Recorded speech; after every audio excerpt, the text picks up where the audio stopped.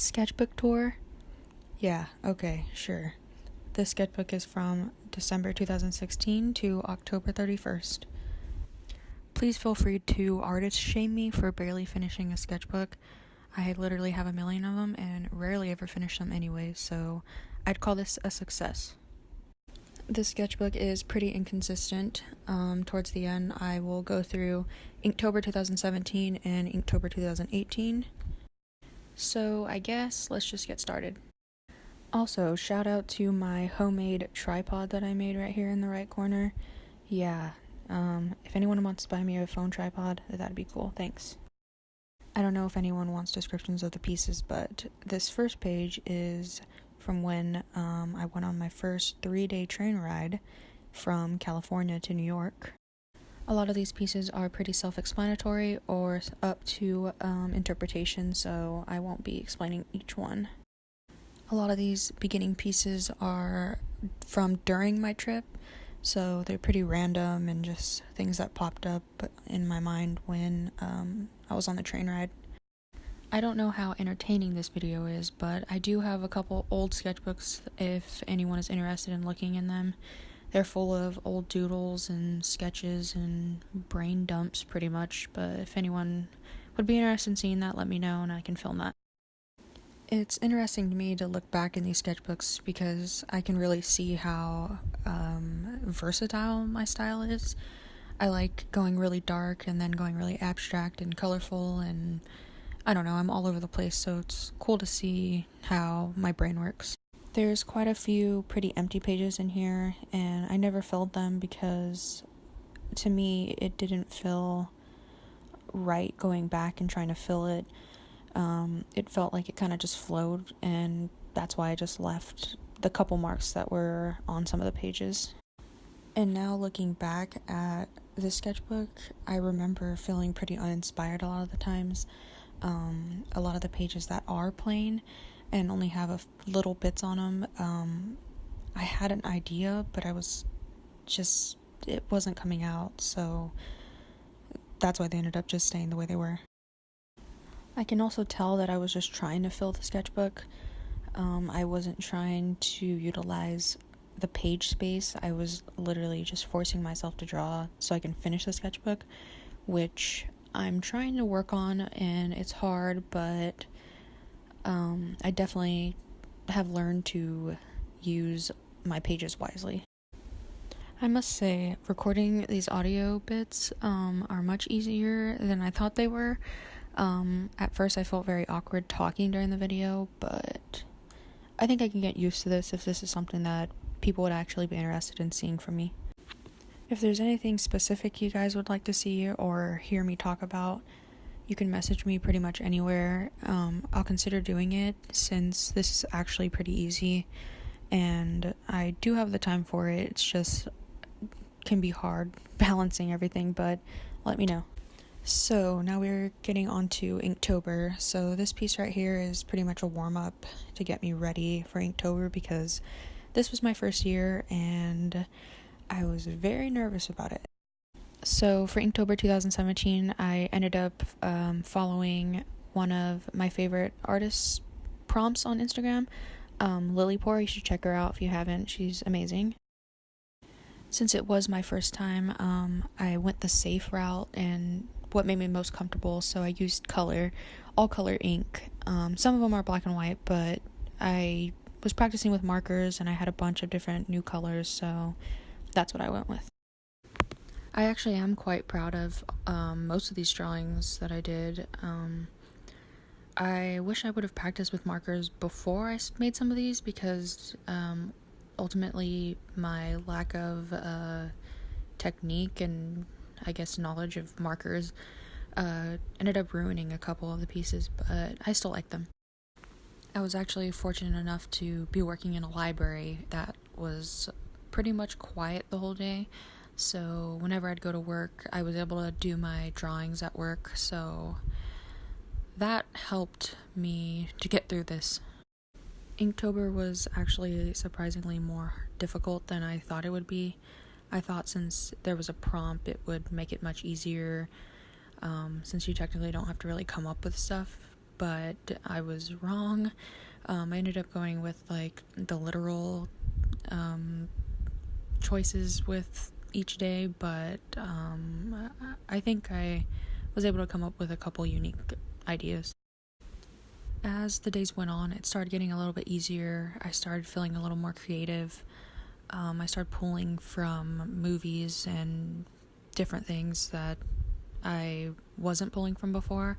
I tried not to be so literal. I tried to just use images that hinted at the word but weren't exactly what the word said. I think you can tell which days I was having kind of a hard time, or I didn't have the time, or I was kind of just trying to get it done, because some of them are kind of just like not as cool as other ones, but I guess that's part of the challenge. Something else I learned from my first year of Inktober was to try not and let it stress me out as much. It still stressed me out this year, but not as bad. I had an easier time coming up with stuff. Like, I just gave it a minute and then something would pop up in my head, so it felt more natural this year.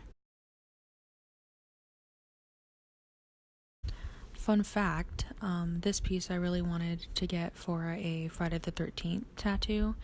Maybe one day. I think it's super cute, and I'd still like to get it one day. Yeah, I want to get my own art on me. Okay, Jesus. Day 20 was literally the perfect opportunity for me to do a Zodiac piece, like the movie. Like, I don't know why I didn't think of that. Oh my god. Also, shout out to A24. Shout out to all my A24 sluts. There's 2 A24 inspired pieces here. Please, A24. I'll be in any movie. I'll do it for free. Please just send me everything. I love you guys so much. Shout out to A24. Shout out to Jake Gyllenhaal, who's in Zodiac and Enemy. Shout out to the fact that you won't take pictures with fans or whatever that is. Yeah, shout out. And yeah, I know that Jake Gyllenhaal and A24 and all those movies need my help, right? I know that I have so many fans and that I can really help them get more money. Maybe they should start paying me. Can you tell I don't know what to talk about in this? Who's gonna see Suspiria? Yeah, I want to. Will it show in a theater near me? Who knows? Will you pray for me? Please do. Okay, so that was the end of Inktober 2017. Yeah, this video started very good, and I sounded smart, and I sounded like a real artist, and then I just started talking about A24. But here comes Inktober 2018, so that should be a little bit more interesting.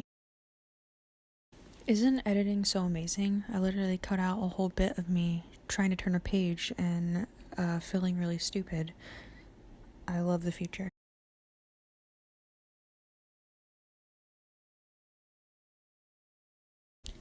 Anyways, so now on to Inktober 2018. Yes, clock my idiocracy of misspelling my own username.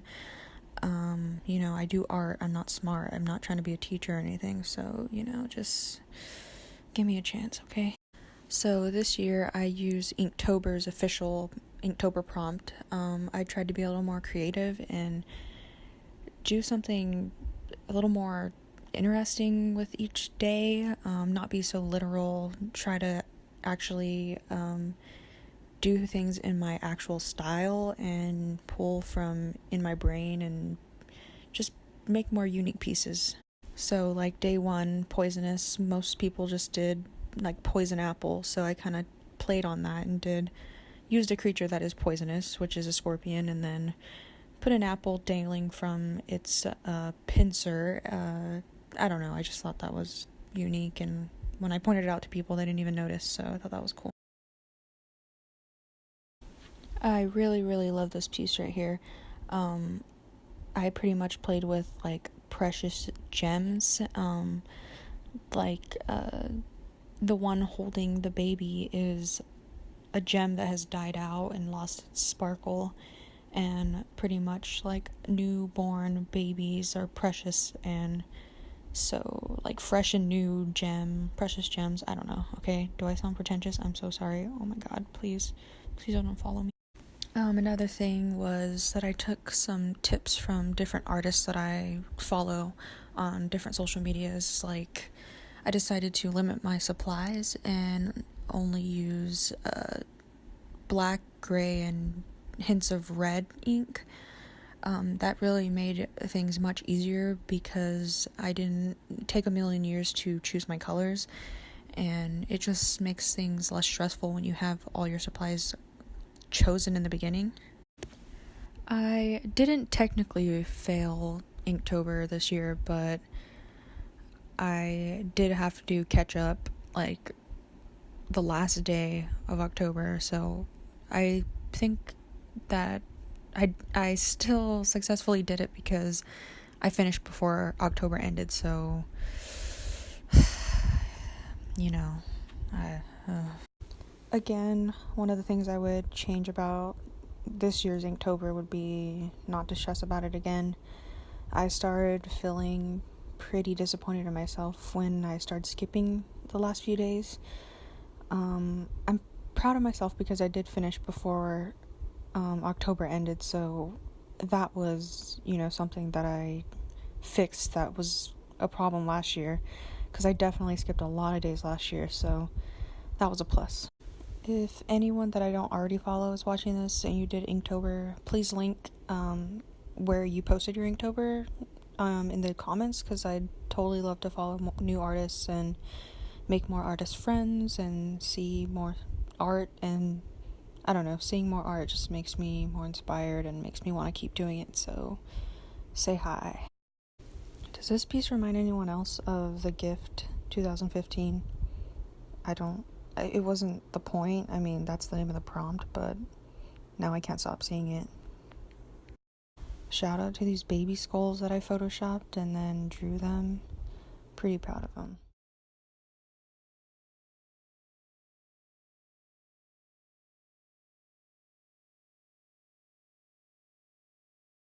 So I guess that was my first sketchbook tour. I hope you liked it.